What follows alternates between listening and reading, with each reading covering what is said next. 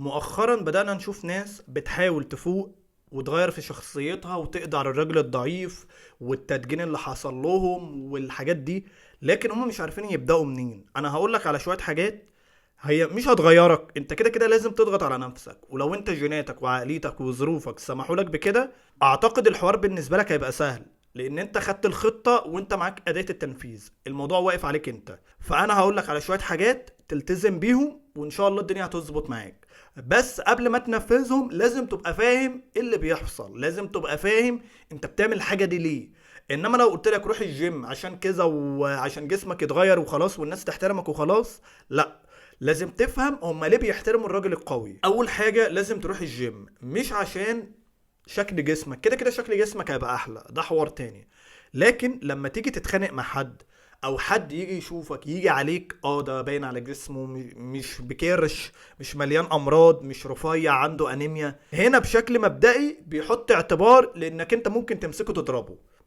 ده اول حاجة. لاحظ ان انا ما بقولكش عشان شكل جسمك يبقى حلو. الناس بتخاف من الشخص اللي بيروح جيم، دي حقيقة. زي ما بيقولك العضلة القلب ملهاش تمرينة، وفي ناس ما بتفهمش في ده لما يحسوا ان شخصيتك ضايعة، في الحالة دي الحوار ده مش هيفرق. لكن حاجة زي الجسم الرياضي دي حاجة بتساعد، طبعا انت محتاج لكل تغيير ولو 1% هيفرق. الناس هتقول ده عنده جسم، ده شخصيته بتتغير، ده معاه موارد، ده معاه كذا، ده عقليته. هنا بقى الباكج كله هيخوف الناس منك، وهنا هيحترموك وهيحبوك على فكرة. والموضوع كمان مرتبط بانك انت بدل ما كان جسمك ضعيف بقى قوي، انت هنا بنيت عادة قوية، الحاجة دي هتفيدك انت بعدين. الحاجة التانية وهي انك ما تعتذرش عمال على بطال، ما تعتذرش اصلا عمال على بطال ايه. حتة انا اسف دي ما تطلعش منك. الناس الضعيفة هي اللي بتقول انا اسف، انا ما خدتش بالي. الجمله دي تتقال في حاله واحده، لو انت خبطت واحد دوست على رجله، يعني الحاجات دي فعلا لا مؤاخذه ما خدتش بالي، اللي انت هنا ضريته. انما اللي انا اقصده مش الحاجات دي، انك انت واحد يفهمك غلط، لا ما كانش قصدي، حقك عليا. انت لازم تبقى واخد بالك من الكلام اللي بيطلع من بقك، عشان هو لو طالع غلط انت غصب عنك لازم تتأسف له. حته انك تطلع كلام غلط تغلط في اللي قدامك، اللي قدامك يمسك عليك حاجه، دي مش حاجة حلوة في حقك. فحاول ما تتأسفش عشان تخلي اللي قدامك مرتاح او مبسوط منك. هو بيتبسط على الورق، كلام نظري، انما في الحقيقة هو بيستحقرك، ومع اقل مشكلة هيجي عليك. فهنا الثقة ما بتجيش من الاسف، الثقة بتيجي من ان انت انا قاصد دي، انا غلطان يا عم مش هعملها تاني حتى لو انت غلطت. انما طبعا تبقى واخد بالك من الكلام. الحاجة التالتة وهي انك لازم تبدأ تحط حدود، مفيش فيها مفر. طب انت حاسس الموضوع صعب، لان الموضوع نفسيا مش سهل، عارف، مع الجديد لو انت شخص اول مرة يتعامل معاك هيجي يقل منك هتحط له حدود، دي سهلة اي حد يعرف يعملها. لكن المشكلة في الناس القديمة. هنا انت عندك حلين، يا تيجي على نفسك بقى اللي هو خلاص مفيش حل غير ان انا احط لهم حدود، يا اما تبعد عنهم وتشوف لك حد تاني. صحابك كلهم كانوا بيقلوا منك، فلتر. لان انت حتى لو انت حطيت لهم حدود واحترموك، مش عارف اقولها لك ازاي، لكن هم برضو مش هيبقوا واخدين انطباع عنك اولي. الانطباع ده برضو في الغالب هو مش هو اللي بنسبة كبيرة ما بيروحش، يعني حتى لو انت احترموك دلوقتي فهم واخدين عنهم فكرة ان هم ما كانوش بيحترموك قبل كده. طبعا ما تنساش ان انت لسه بتتغلب على الشخصية اللي جواك، انت بتغير في نفسك، فالموضوع مش سهل. انت لو حد جديد او لسه تعرف المعلومات دي ومحدش كان بيقل منك، ساعتها الموضوع سهل زي ما قلت لك. لان الراجل اللي بيسيب اللي قدامه يقل منه، ياخد عليه، ما يحطلوش حدود، هو هنا بيبقى شايفه ضعيف. فالحدود هنا مش رفاهية، انت ما بتقولش لأ عشان ترخم عليه، انت بتقول لأ عشان ده حقك.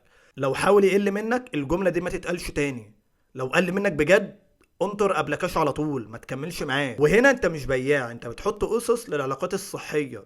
الكلام ده مش مع البنات، انت لو بتعمل كده مع البنات فده حوار تاني. حاجة كمان وهي انك لازم تعرف ازاي ما توافقش على اللي قدامك، او ما توافقش على الحاجة دي من غير ما تعارضه. مش معنى ان هو بس انا بيقول حاجة مش جاي معاك تقول له لا الحاجة دي غلط، لا، انت كده داخل في مشكلة مش داخل تجادل.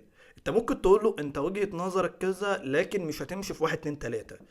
انت هنا عارضته من غير ما تضايقه، حتى لو هو اتضايق عادي. الناس الضعيفة هم اللي يعني ايه بيخافوا يدخلوا في صراعات مع حد، خصوصا الحد ده لو كان بنت، اهله، حد صاحب عمره. انا عايز اقولك على حاجة، انت لما تختلف مع اللي قدامك حتى لو الحد ده قيمة وقامة قسما بالله لا يحترمك. وخد بالك من حاجة، الرجالة دي تحديدا اللي قيمتهم عالية بيحبوا الناس بتوع التحدي، اللي هو طب هيقولك طب انا قصدي كذا، طب ليه انت شايف، ساعتها تناقشه، عارف حتى لو انت اللي طلعت غلط فهو هيحترمك. حتة انك تناقشه عموما دي حاجة حلوة. انما الناس اللي بتخاف، لا انا اتجنب الصراع هيدوس على وشك، هو مش هيحترمك اصلا. فقدرتك انك ما توافقش اللي قدامك من غير ما تعارضه، ده من افضل الحيل اللي في الذكاء الاجتماعي. حاجة كمان وهي انك تتعلم ان يكون عندك انانية. مش بقولك خليك اناني اللي هو اسرق واعمل، لا ما تساعدش غيرك وكده، مش ده اللي انا اقصده، لكن ان اولوياتك تكون فوق اي حد. محدش هيحبك لما تيجي على نفسك عشانه، محدش هيحترمك. طب انت دلوقتي معاك مليون جنيه، اديت ده ربع واديت ده نص ومش خسرت فلوسك، مين هيقف جنبك؟ ما هو انت لو ماشي بالعالية دي انت هتفلس لا محالا. انما لو انت شخص اناني، الناس هنا هتحبك، تخيل ليه، على امل انك تساعدهم وقت ما يقعوا في مشكلة. كلنا عارفين الناس بتحترم الشخص اللي صحته حلوة، معاه جينات، معاه موارد، معاه علم، معاه معارف. هم بيحبوك ليه؟ عشان هياخدوا منك وقت ما يحتاجوا، انت اللي تحت ايدك الحاجة. انما الحاجة لو معاك ورحت اديتها لهم كده عمال على بطال، انت اللي هتزعل. حاجة كمان وهي انك لازم تتمرن تقول لأ ومن غير تبرير. يلا بينا يا احمد، لا. انت قاعد فين؟ انت جاي امتى؟ والله لسه الاسبوع اللي جاي، ليه ورايا شغل، ليه؟ ما تفتحش بقك باكتر من كده. هو ده اللي عندك. الناس الضعيفة هي اللي بتقعد تبرر، هما اللي بيقعدوا يقولوا اصل مش عارف ايه، غصب عني سامحني والكلام ده. صدقني الحاجات دي بتبين للي قدامك انك مش فارق له. عايز اقول لك في الحالة دي هو هيحترمك غصب عنه. الناس بتحترم القوي، كلنا عارفين مفيش حد بيحترم حد ضعيف، حد خايف ياخد حقه. الكلام ده مش للرجالة. حاجة كمان ودي من اهم الحاجات، انك لازم تفرق بين الضعف والطيبة. الطيبة دي ان انت شخص بتعمل خير كويس، مش بتأذي حد، الحاجة اللي احنا المفروض الدين امرنا بيها. انما تخلي اللي قدامك يجي عليك ويستغلك، واصل دي طيبة، واصل الاقربون اولى بالمعروف لو هو صاحبك او قريبك والكلام ده، صدقني ده ضعف. محدش بيحترمك. حاول توقف العادة دي على قد ما تقدر. الحاجة اللي انت حابب تعملها خير، تساعد حد، يكون نابع من جواك، يكون نابع عن قوة. حاجة كمان حاول تبطل تاخد فاليديشن من بره. الفاليديشن او الاهتمام او الحاجات دي بتبقى ماشي حتة من حياتك، انما فرحتك كلها، نجاحك، كل دول، جسمك، صحتك، انك تختار بنت كويسة. خلي بالك انك تاخد واحدة جميلة ومحترمة وملهاش ماضي والكلام ده، ده حاجة تفرحك. ما تخليش حد يقولك لا دي حاجة، لا ده مش ده العادي يا اسطى. البنت دي مش موجود منها كتير، فكون ان هي اختارتك ده معناه ان انت قيمتك عالية، فطبيعي هتتبسط. وخد بالك انت هنا مش بتنبسط من البنت نفسها، انت بتنبسط من ان هي اختارتك بناء على معاييرك، بناء على انك فيك مزايا، فالمزايا دي اكيد عالية. وخد بالك انا بقولك بنت جميلة والحاجات، انما ما تروحش تاخد واحدة مقشفة او شكلها رايح في داهيه، جيناتها رايحه في داهيه، وتقول لي ايه اصل بنت اختار، لا. في الحاله دي لا. فلو الفرحه مش جايه من حاجه من جواك، فانت لسه راجل ضعيف. ودي من اهم الحاجات اللي لازم تبطلها لو انت بتاخد فاليديشن من حد. حاول تبطل ان انت تاخد كلام حلو من حد، ما تعتمدش عليه. هو بيبقى جزء من حياتك زي ما قلت لك، انما ما يكونش كل حاجه. وحاجه كمان انك تتعلم تبعد، ودي مفيش فيها هزار. مش بقولك انك تعمل فعل معين، لا، انت ما تاخدش رد فعل.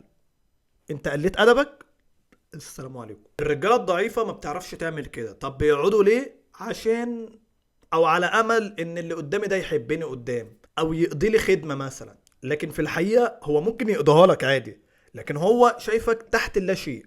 حرفيا انت مش راجل قدامه. الحاجات دي مفيش فيها تهاون، ما تبقاش ضعيف. الراجل ده قل ادبه، عدى حدوده، ابعد. خد بالك الحاجات دي بتبان في شخصيتك، في الهالة بتاعتك.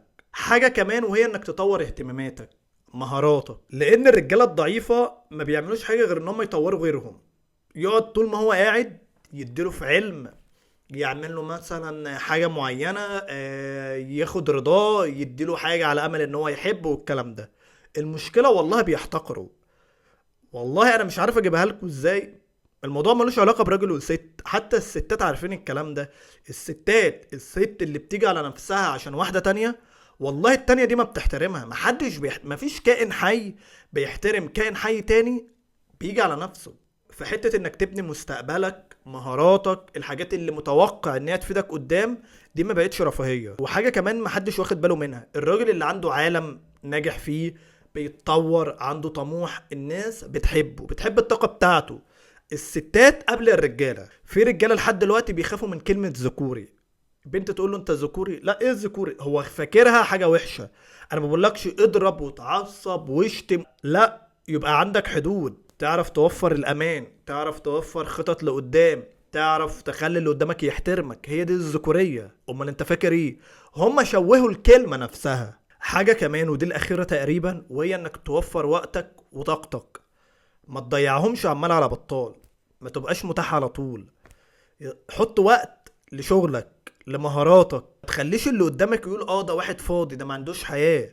على فكرة مش بالضرورة يقولها لك بشكل كده مباشر، هو بيبقى حاجة نابعة من جواه، شعور، مش لازم يقولها لك في وشك. فوقتك وانتباهك دي مش ميزة معاك توزعها، ده عداد افتراضي بيمر عليك، حاجة من جواك بتعدي، الدقيقة اللي بتروح مش هترجع تاني. فقدرها في حاجة مهمة، حاجة هتفيدك، حاجة تستثمر فيها لقدام.